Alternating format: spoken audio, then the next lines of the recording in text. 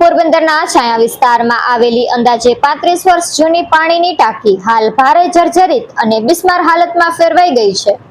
આ ટાંકી ગમે ત્યારે ધરાશાયી થઈને કોઈ મોટો અકસ્માત સર્જી શકે તેવી દહેશત હોવાથી કોંગ્રેસના આગેવાન દ્વારા આ મામલે ગંભીર ચિંતા વ્યક્ત કરી તાત્કાલિક ધોરણે તેનું સમારકામ કે યોગ્ય નિકાલ કરવાની માંગ કરવામાં આવી છે। રજૂઆતમાં જણાવ્યા અનુસાર છાયા વિસ્તારમાં આવેલી આ પાણીની ટાંકી છેલ્લા 35 વર્ષથી અડીખમ ઊભી છે, પરંતુ લાંબા સમયથી તેનું કોઈ જ યોગ્ય મેન્ટેનન્સ કે સમારકામ કરવામાં આવ્યું નથી। હાલત એટલી હદે દયનીય બની ગઈ છે કે ટાંકીના પોપડા ખરી પડ્યા છે, અંદરના લોખંડના સળિયા બહાર નીકળી ગયા છે અને માળખામાં ઠેર ઠેર મોટી તિરાડો સ્પષ્ટપણે નજરે ચડી રહી છે।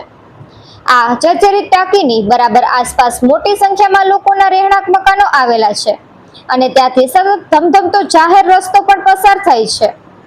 જો આ ખખડધજ ટાંકી અચાનક જ ધરાશાયી થશે તો આજુબાજુના મકાનો પર પડવાની પૂરી સંભાવના છે, જેને કારણે લોકોના જાનમાલનું ભારે મોટું નુકસાન થઈ શકે છે।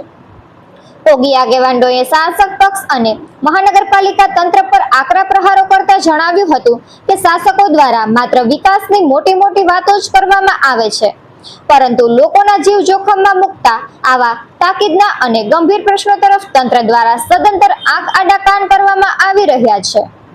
જો સમયસર આ જર્જરિત ટાંકીનું તાત્કાલિક સમારકામ કરવામાં નહીં આવે અથવા તો તેનો વૈકલ્પિક નિકાલ નહીં કરાય અને ભવિષ્યમાં જો ટાંકી ધરાશાયી થવાની કોઈ દુર્ઘટના ઘટશે તો તેની સંપૂર્ણ અને સીધી જવાબદારી મહાનગરપાલિકા તંત્રની રહેશે।